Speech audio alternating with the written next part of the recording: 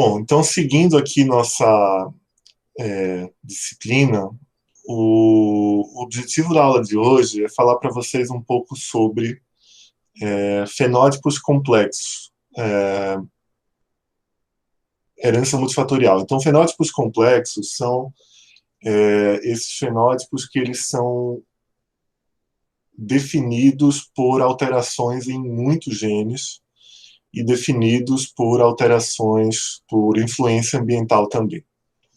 Tá? Então, a gente vai, como vocês vão ver, tentar entender como é que funciona a contribuição de variantes ao longo do genoma inteiro, que, diferentemente das aulas de herança monogênica, essas variantes elas não têm o efeito super evidente, super alto, como a gente viu, né, nessas aulas de herança monogênica, elas têm um efeito menor individualmente, mas a combinação de muitas variantes genéticas, né, que acabam acontecendo em todos nós, elas podem, em combinação, aumentar o risco e promover doenças genéticas, né?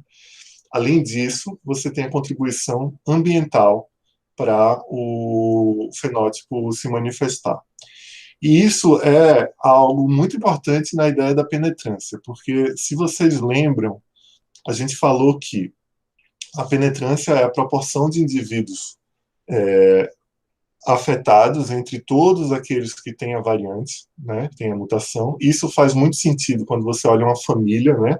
A família, ela segrega ali mendelianamente todas aquelas alterações, a maioria das alterações, né, cromossômicas, elas vão segregar de maneira mendeliana, mas elas também co-segregam os fenótipos clínicos, então as doenças. Isso significa que você observa uma penetrância muito alta, mesmo que ela não seja completa, ou seja, mesmo que não sejam 100% dos indivíduos com a mutação manifestando a doença, né? A gente fala de penetrância reduzida ou penetrância incompleta, naqueles casos em que a mãe lá, ela é obrigatoriamente portadora da mutação, mas ela não apresentou a doença. Em herança multifatorial, a gente está falando de algo ainda menos determinístico. Então, a gente está falando sobre algo que a mera presença de uma variante só no indivíduo, ela não prediz, ela não determina a ocorrência do fenótipo. Então, você vai ter pessoas doentes sem a variante, pessoas normais com a variante, e aí, obviamente, pessoas doentes com a variante, pessoas normais sem a variante. Então, você tem uma mistura bastante grande. A gente vai falar isso bastante hoje aqui. Tá? Para a gente falar sobre isso, uma coisa muito importante que a gente precisa pensar aqui é que, até agora, a gente falou muito sobre alterações, doenças, fenótipos, né? Ou seja, manifestações clínicas, que elas são dicotômicas, ou seja, tem ou não tem. A gente até falou sobre expressividade variável, em que você tem a doença, mas ela tem vários níveis diferentes de gravidade e severidade, né? Por exemplo, neurofibromatose, como a gente falou na aula de herança dominante. Mas existem fenótipos que eles são verdadeiramente quantitativos. E aí eu vou dar um exemplo bem clássico aqui, que é da altura, tá bom? Aqui tá dividido, né, as cores das camisetas em mulheres, né, que estão de branco, homens que estão de, acho que azul mais escuro, e eles estão divididos em altura. Então,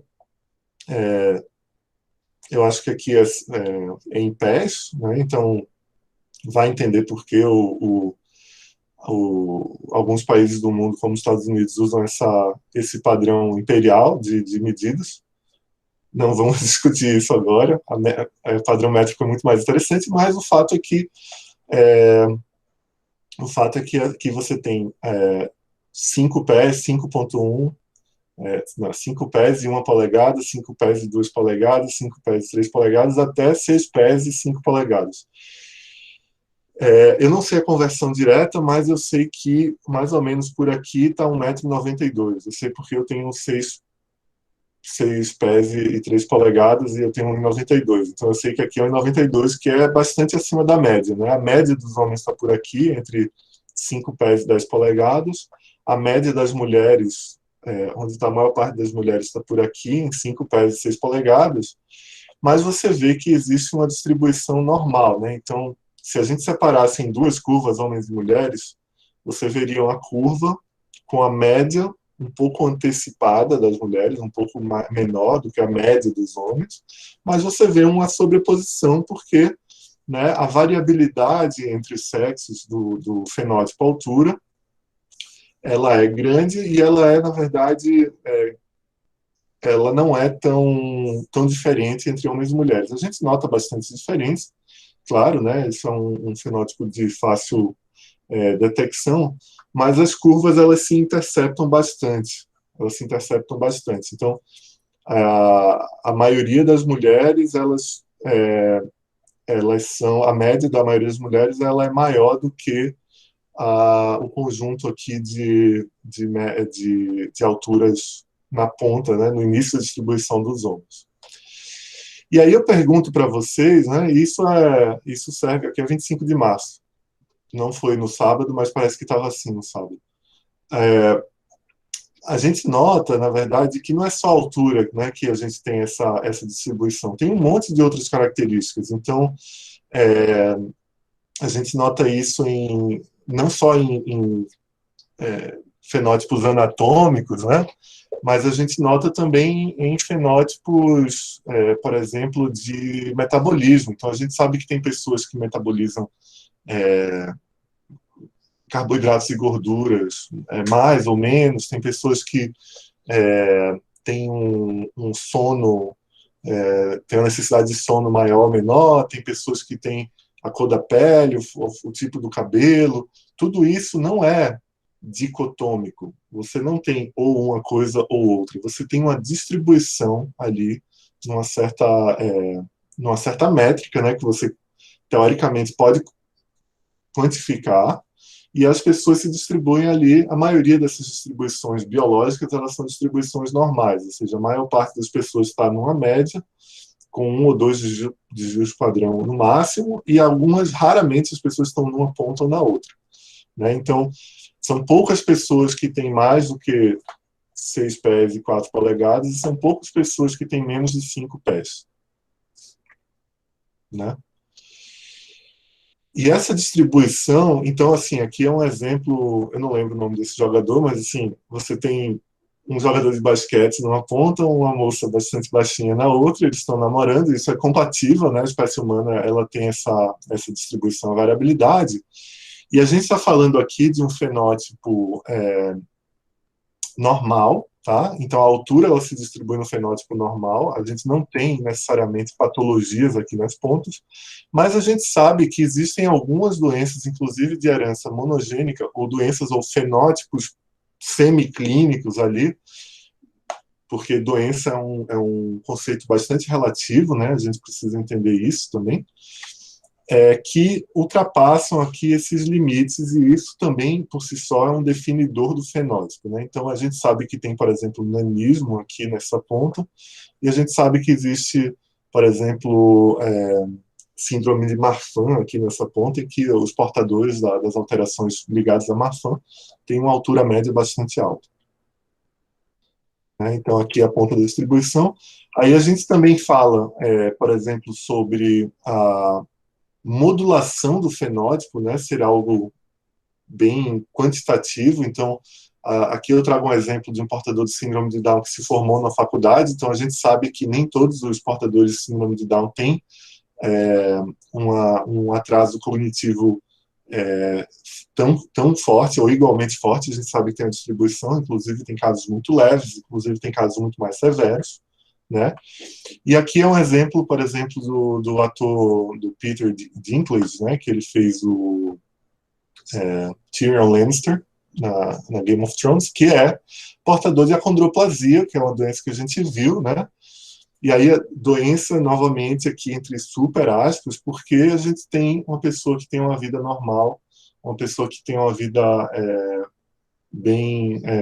ele é uma pessoa super bem adaptada no ambiente. Obviamente tem dificuldades, a gente vive num mundo que está em transformação do ponto de vista de acesso, né? E aqui vale para todos os casos, né? Então a gente teve nos últimos 30 anos uma forma de repensar o acesso às pessoas com deficiências, mas na prática, se você faz essas adaptações no ambiente, você tem uma redução do prejuízo associado àquela alteração genética, né? Então, por isso que eu coloco bem entre aspas, do tipo,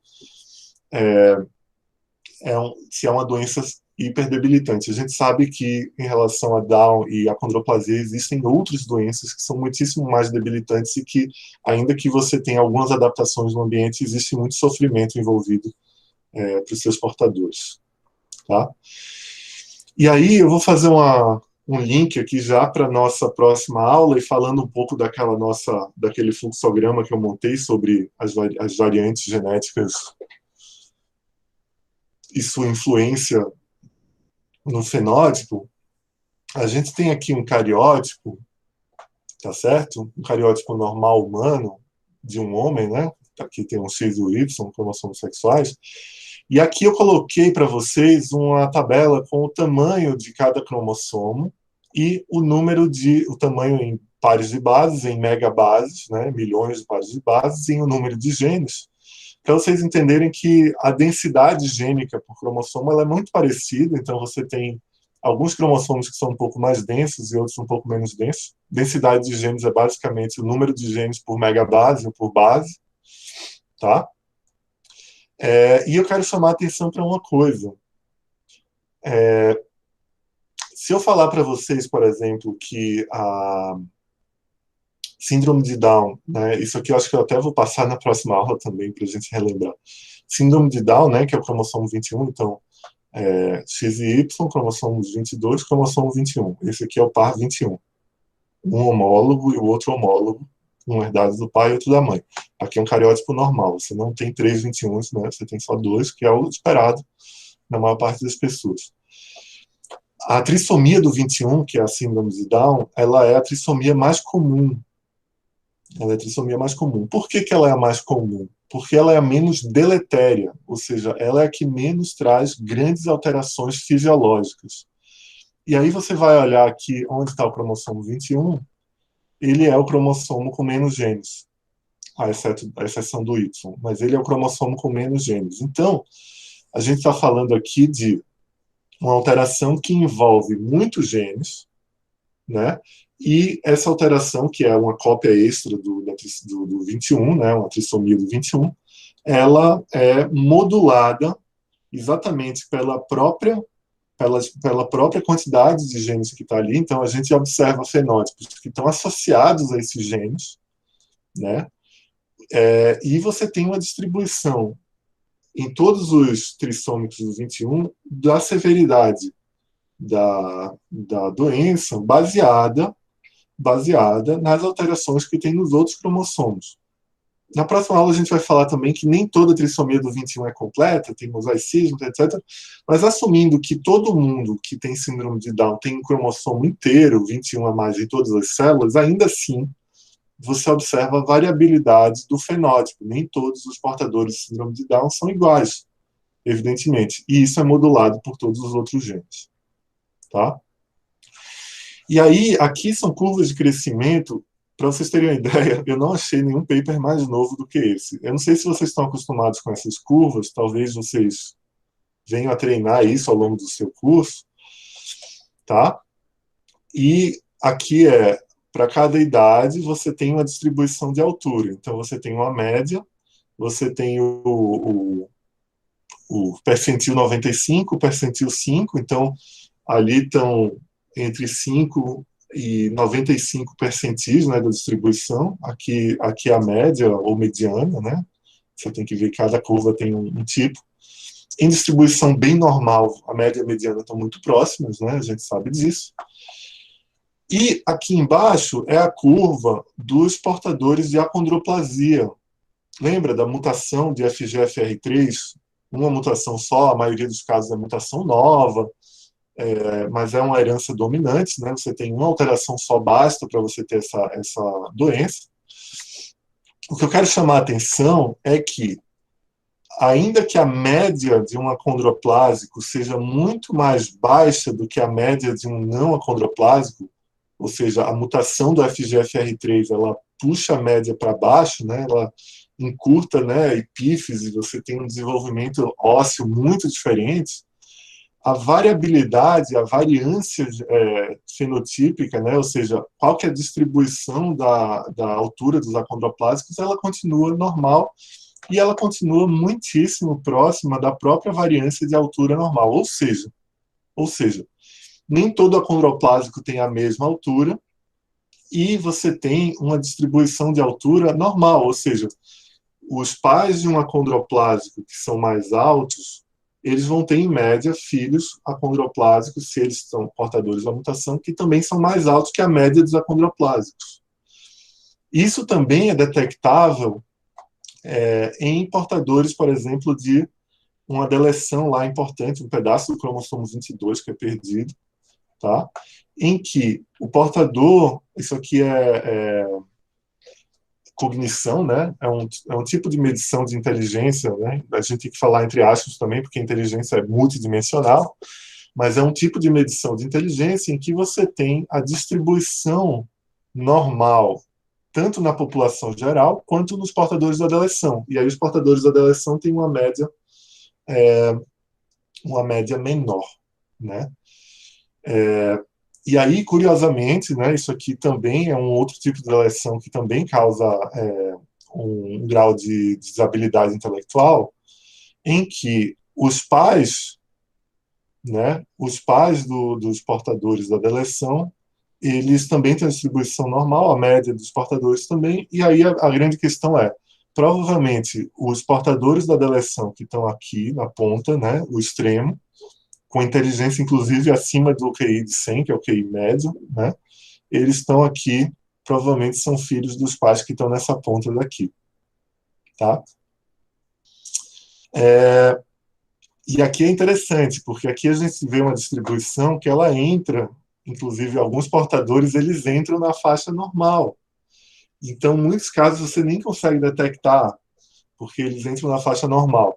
É diferente de acondroplasia, que mesmo o mais alto do acondroplásico, ele ainda está mais baixo que o menor percentil aqui da nossa curva dos não acondroplásicos. Então, você tem essa distribuição um pouco separada, sem sobreposição.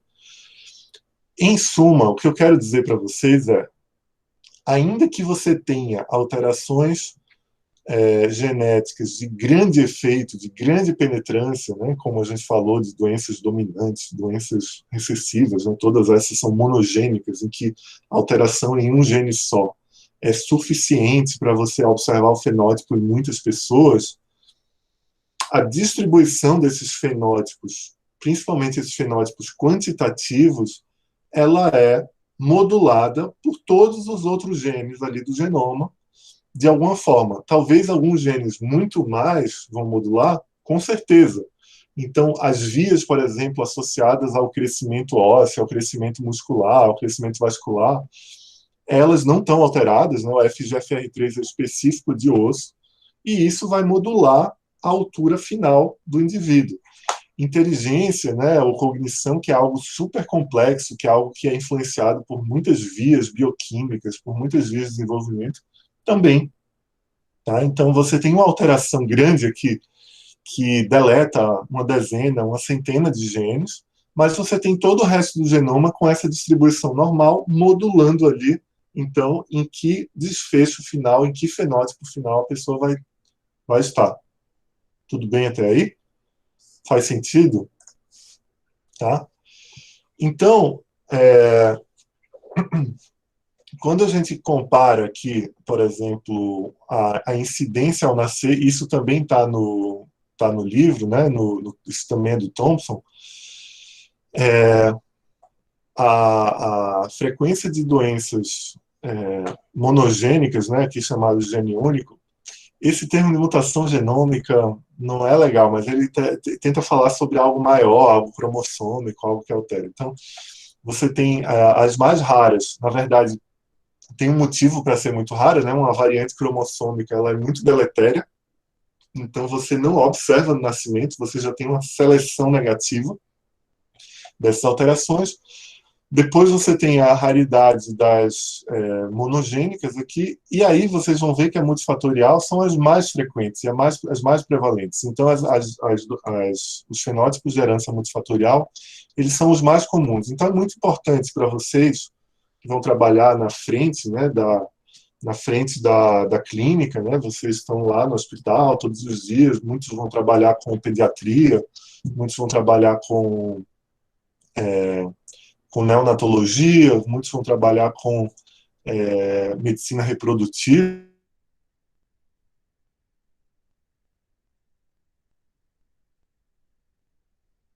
diabetes tipo 2, dislipidemias, Alzheimer, câncer, câncer familiar que não é hereditário, que não é monogênico, todas essas doenças são multifatoriais. Então, é muito importante vocês conhecerem como é que funciona a etiologia multifatorial. Tá? Prevalência na população. Então, 60% da população tem algum tipo de fenótipo multifatorial que pode ser considerado ali de alguma forma patológico, né? Se você olhar todas as idades aqui. Tudo bem? E aí a gente fala sobre muitas malformações congênitas, né? Então, defeitos cardíacos, defeitos de medula espinhal, né? O fechamento do tubo neural, fendas labiopalatinas, super comum, estenose pilórica, então você tem ali esse amalgamento ali de vasos. Como eu falei, doenças crônicas bem prevalentes, como asma, esquizofrenia, diabetes tipo 2, hipertensão, Alzheimer tardio, câncer esporádico, enfim, são todas doenças com herança multifatorial.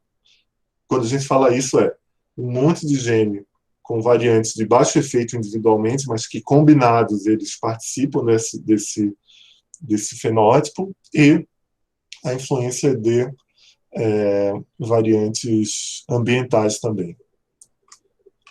Tá bom?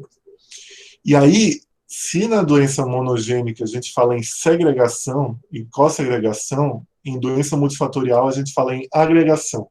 Ou seja, ainda que você não observe um padrão muito claro de herança, se você olhar a família como um todo, você vai ver que você tem parentes, né, que são próximos de primeiro grau, irmãos, irmãs, tios, tias, tal, ou até você vai se distanciando ali do probando, né, no seu heredograma, você vai ver que existe ali uma agregação. E essa agregação, ela é medida por esse lambda aqui, que nada mais é do que você observa uma família, né, uns parentes, que você consegue, inclusive, nominar qual é a distância. Não precisa usar primo germânico, por favor, é um termo muito antigo. Usa primo de primeiro grau, segundo grau, terceiro grau, etc. Se você observar uma prevalência nos parentes que é maior do que a prevalência na população geral, a gente está falando em um valor maior que 1. Então, a gente fala em agregação familiar. Então, por exemplo, esquizofrenia, se você olhar irmãos com esquizofrenia, ou seja, eu estou olhando um probando, certo? Qual é o risco dele ter esquizofrenia se ele tem um irmão com esquizofrenia? Qual é o risco de você ter autismo se você tem um irmão com autismo? Então, eu estou perguntando, qual que é o risco qualquer na população, empírico, né, de uma pessoa ter autismo? Você tem um cálculo de incidência, certo? Se você observa a incidência e a prevalência, né, que são essas duas medidas. A prevalência é quando você observa num tempo só, a incidência é por uma unidade de tempo, a cada período, né? Epidemiologia não é a minha área aqui, mas o que eu quero falar é que tanto incidência como prevalência, elas têm um papel de você olhar em relação a tempos diferentes.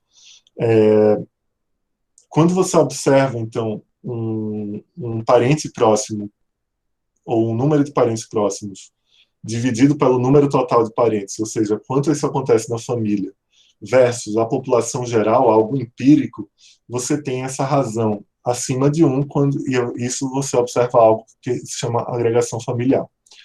E aí você vai me falar o seguinte, eu deveria pensar o seguinte, o que que famílias têm em comum entre si, diferentes da população? as famílias elas têm em comum entre si as relações genéticas, né? Elas têm o parentesco genético, a relação de compartilhamento de regiões genéticas, de regiões cromossômicas entre si. Não só isso, as famílias elas também compartilham hábitos e compartilham cultura, ou seja, elas também compartilham ambientes. A partir do momento em que eu observo múltiplas famílias de classes sociais distintas, de países diferentes, e eu observo essa agregação acontecer, eu diluo, de certa forma, o componente ambiental, certo? Então, se eu tenho um estudo de famílias brasileiras, um estudo de famílias chinesas, um estudo de famílias africanas, um estudo de famílias europeias, e todas elas você observa esse padrão maior do que um para determinada doença, de certa forma, a parte ambiental começa a diluir um pouco, e aí o que sobra nesse valor aqui, que é uma razão de risco, né, nessa agregação, nesse valor de agregação, é exatamente o componente genético. Mesmo que eu não saiba quais são os genes que estão alterados, eu sei que as famílias elas compartilham entre si blocos grandes ali de variantes genéticas que foram segregadas mendelianamente entre os parentes. Tudo bem até aqui? Bom, então, uma forma da gente medir isso é através de concordância e discordância de fenótipos nesses familiares. Então, é basicamente você pegar dois familiares e olhar o fenótipo. É o mesmo ou não é o mesmo? Tá? Então, por exemplo, quanto mais concordância e maior grau de parentesco, maior genética e ambiente, como eu falei. Então, em estudos de caso controle, a gente está falando da história familiar positiva entre afetados e não afetados, tá? Que seriam não aparentados. Então, como é que a gente tira um pouco desse componente ambiental da jogada? A gente precisa olhar os cônjuges, por exemplo, que não são aparentados e eles estão ali, em média, compartilhando o mesmo ambiente. Tá? Então, vou dar um exemplo aqui da esclerose múltipla. 3,5% de irmãos concordantes com afetados versus 0,2% de irmãos discordantes entre não afetados. Então, quando você olha o grupo de não afetados, os irmãos eles acabam discordando, e quando você olha os afetados, você vê que, quantas vezes mais aqui? Mais de 10 vezes mais, 17 vezes mais, você tem concordância entre os afetados do que discordância entre os não afetados. Então, você tem, de fato, um padrão de agregação familiar. Lembra que a gente viu padrão de herança monogênica, em que você observa essas ligações? Esse daqui é uma forma de você calcular mais ou menos esse mesmo tipo de padrão, só que agora olhando de uma maneira mais geral, olhando concordância e discordância entre os indivíduos afetados e não afetados em relação ao seu grau de parentesco. Tudo bem? E aí, quando a gente fala em agregação familiar, a gente tem que, obviamente, lembrar do padrão mendeliano de compartilhamento dos alelos. Né? Então, você tem aqui, vamos chamar aqui de alelo do tipo 1, 2, 3 e 4. Então, você tem um pai que é 1, 2, uma mãe que é 3, 4, e aí você tem irmãos que os dois ganharam o mesmo alelo do pai e o mesmo alelo da mãe. Então, você tem um compartilhamento de dois alelos, né? Você tem isso por alelo, por locus, né? Por região genômica, em 25% das vezes. Mais comum do que isso é você observar que eles compartilham um entre si, mas eles não compartilham o segundo alelo. Então, esse aqui ganhou o 3 da mãe e esse aqui ganhou o 4 da mãe. Então, em metade dos casos, por locus, você observa o compartilhamento de um alelo. E, eventualmente, para aquele locus, você observa que esse filho ganhou o alelo 1 do pai, esse ganhou o 2 do pai, esse ganhou o 3 da mãe, esse ganhou o 4 da mãe. Então, para um dado locus, você tem metade das vezes um compartilhamento de 50%, um quarto das vezes um compartilhamento de 25%, um quarto das vezes 25%. Gente, isso é locus a locus. Evidentemente, quando os loci estão próximos entre si, você observa isso andando junto, né? Porque a recombinação é algo que acontece Na meiose, ela acontece uma meiose, normalmente, em média, uma recombinação por meiose. Quando você olha isso em todos os cromossomos, é aquela velha história da combinação, né?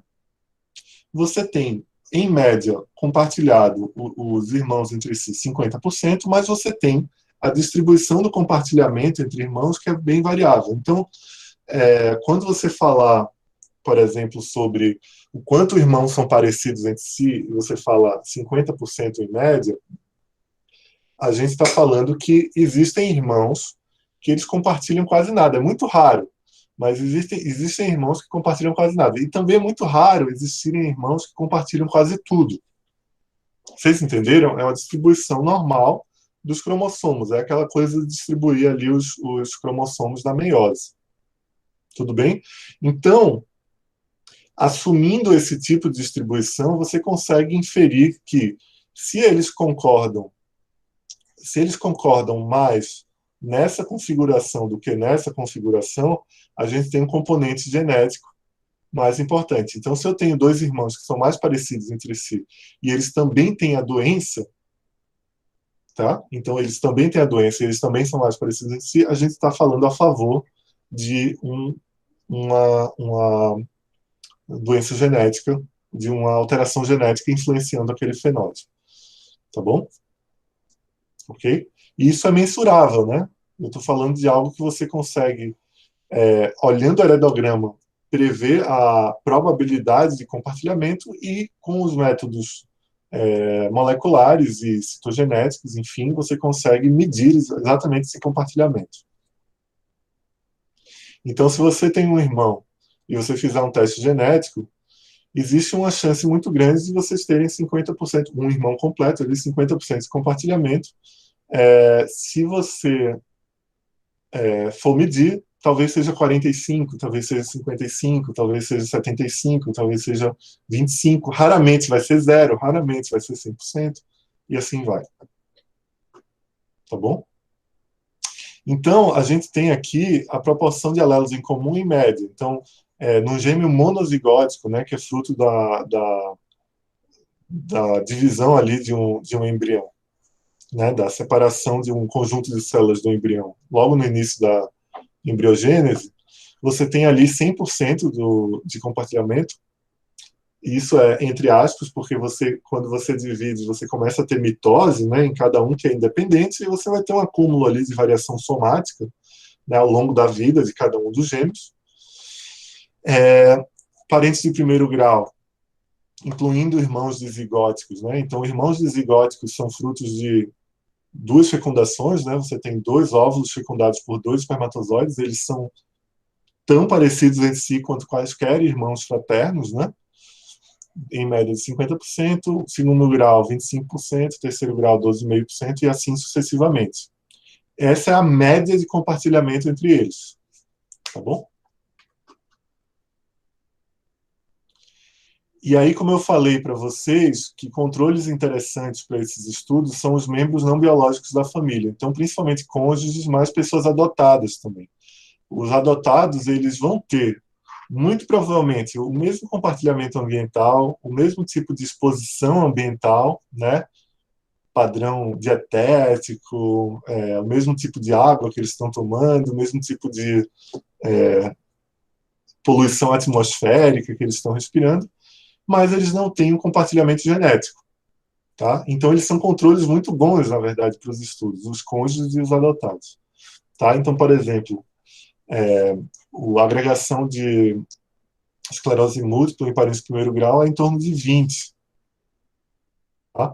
E aí, quando você olha irmãos e filhos adotados, é em torno de 1, que é o populacional, é igual ao populacional. Entenderam mais ou menos a lógica? Então, aqui você tem 20 vezes mais do que a média na população, e aqui vocês têm exatamente igual à população. Ou seja, conclusão, esclerose múltipla tem um componente genético muito importante que está ali embutido nessa combinação de variantes genéticas ao longo do genoma. Tá bom? Entenderam? Então, tá com agregação familiar mais do que ambiental. Familiar genética mais do que ambiental. E aí a gente pode olhar aqui as incidências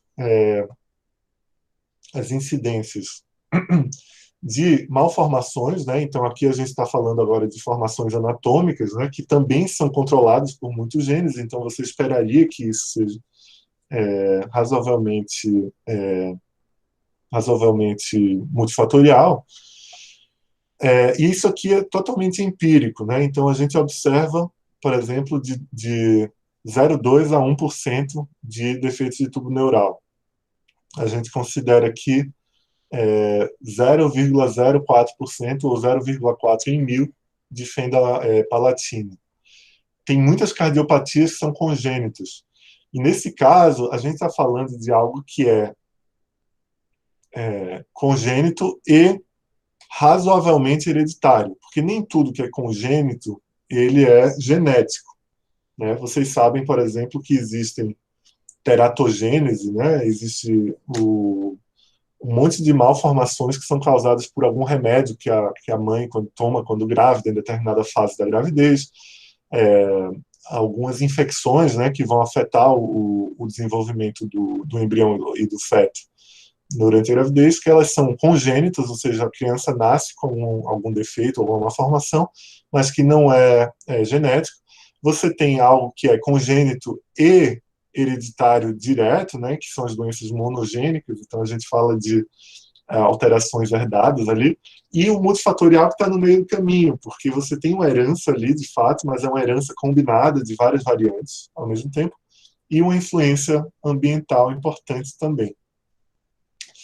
E aí a gente vai pegar aqui, então, dois fenótipos, né, como a fenda labial com e sem fenda palatina, tá? Então a gente está falando em uma abertura aqui, com ou sem abertura do palato, e anencefalia, ou espinha bífida, e aí você vai começar a olhar aqui por a recorrência, né, em porcentagem, dividindo por histórico familiar. Então, você não tem nenhum genitor afetado, 0,1. Se você tem um dos pais afetados, você tem 3. Se você tem os dois pais afetados, você tem 34% de ocorrência. Não é 100%. Se fosse 100%, aqui, e 0% aqui, e 0% aqui, ou muito baixo aqui, a gente falaria mais de algo recessivo, né? Então, entendam que isso são padrões que a mera herança monogênica ela não explica. Então, a gente começa a falar em herança multifatorial. E assim sucessivamente. Então, como você pode olhar, aqui além dos genitores, um irmão, além dos genitores, dois irmãos, além dos genitores, um irmão mais um parente de segundo grau, você tem sempre um aumento da recorrência de acordo com esses padrões. E essas tabelas elas são importantes, porque se você não tem a lista de genes certinho, que são, quando alterados, causadores da doença, você precisa recorrer a empírico, aos dados empíricos. Aqui são dados empíricos, dados epidemiológicos que você observa aí mundo afora, nos hospitais pediátricos e nos ambulatórios de más formações. Tá? Então, a gente vai pensar num modelo agora que seja um modelo mais laboratorial, quase, né? Que são gêmeos monozigóticos, que são praticamente clones um do outro. Tá? Então, qual que é a frequência de gêmeos monozigóticos nas populações mundo afora? 0,3% dos nascimentos, né? Então, você tem ali um controle perfeito, né? Então, você tem os mesmos alelos aqui, ó, entre superastros, porque você tem, sim, um acúmulo de mutações somáticas, não são muitas no início, mas elas são importantes. Você tem diferenças epigenéticas, então, a metilação de cada um dos irmãos ela vai ser um pouquinho diferente, né? Claro, você está falando de algo estocástico. E você tem o mesmo ambiente uterino. Isso não há controvérsia. Você tem o mesmo útero ali, a mãe está provendo ali por 9 meses o mesmo ambiente. Tá? Então, os gêmeos zigóticos têm metade em média, né, como eu falei, o compartilhamento dos alelos, no mesmo ambiente uterino. E há uma certa variabilidade na ocorrência de dizigóticos. Tá? Então, você tem, por exemplo, 0,2% em asiáticos e mais do que 1% em populações africanas. A etiologia, então, a herança genética, a probabilidade genética de ter gêmeos monozigóticos e zigóticos é diferente, porque você tem dois mecanismos bem diferentes ali de ocorrência, né? Um aqui é a divisão do embrião, o outro aqui fala mais sobre fertilidade, então o número de óvulos que a mulher produz, né?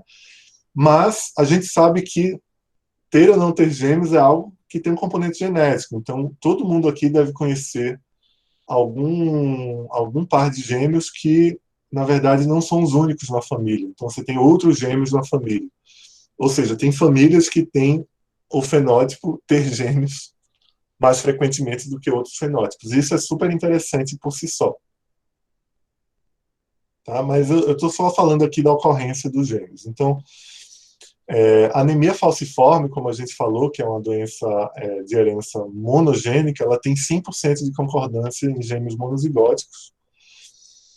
Diabetes mellitus tipo 1, né, que é a forma autoimune da diabetes, né, então é aquela, as ilhotas, né, as células beta-pancreáticas, elas são reconhecidas por anticorpos produzidos ali pelo próprio indivíduo, né, então é uma doença mais autoimune. Você tem ali 40% de concordância entre gêmeos monozigóticos, ou seja, tem um componente ali que ele é multifatorial, mas ele está beirando o monogênico, né? Então já se sabem, por exemplo, algumas variantes em HLA, que são genes importantes de reconhecimento dessas células autóctones, né? O sistema imune ele precisa ser muito bom em reconhecer o que é externo e ele precisa ser muito bom em não atacar o que é próprio, né, da pessoa. Isso vocês vão ver em imunologia, provavelmente. E aí, diabetes tipo 1, ela tem esse meio do caminho ali entre multifatorial e monogênico. A tipo 2, ela é bem multifatorial. Tá?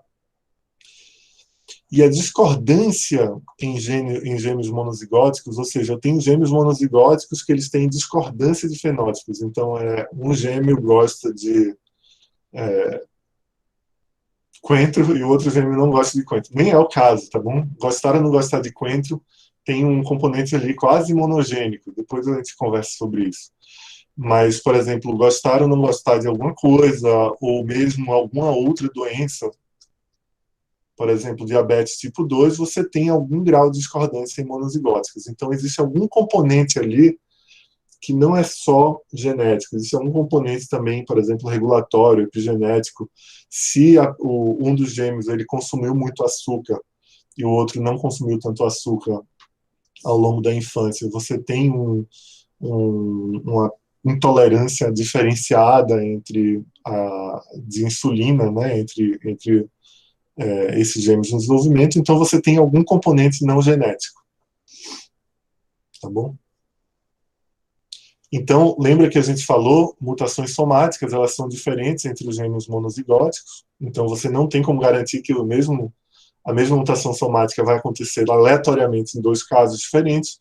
Você tem inativação aleatória do X, então se você tem doenças ligadas ao X, a professora Maria falou muito bem, você vai ter né, são duas gêmeas, por exemplo, duas meninas monozigóticas ali, elas vão ter divergência porque a inativação é aleatória, então ela pode inativar um dos cromossomos e não o outro.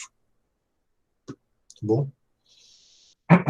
E aí aqui a gente tem a concordância em algumas doenças entre gêmeos monozigóticos e dizigóticos, tá bom? Então, por exemplo, esquizofrenia, que eu vou dar esse exemplo aqui mais claro, você tem uma razoável concordância monozigótica e também uma razoável concordância entre dizigotos. Então, você tem ali um componente genético de fato muito importante. Epilepsia não traumática, você tem provavelmente menos genes ali associados à epilepsia não traumática, porque os monozigóticos têm uma concordância bem elevada, que não é 100%, mas ela é bem elevada, e os zigóticos já baixam bastante isso. Ou seja, você teve ali uma distribuição dos cromossomos, provavelmente menos genes com maior efeito eram importantes para a epilepsia não traumática. Tá bom? E aí, por exemplo, lúpus eritematoso sistêmico, você tem claramente um componente genético de baixo efeito ali, mais presente, né? Porque você vê uma concordância em monozigóticos, mas ela não é nem de longe muito grande. e você tem uma discordância muito alta em dizigóticos, uma concordância muito baixa em dizigóticos. Tudo bem? Então, aqui a gente está falando em ambiente comum na infância e no útero versus o número de alelos compartilhados. Tá?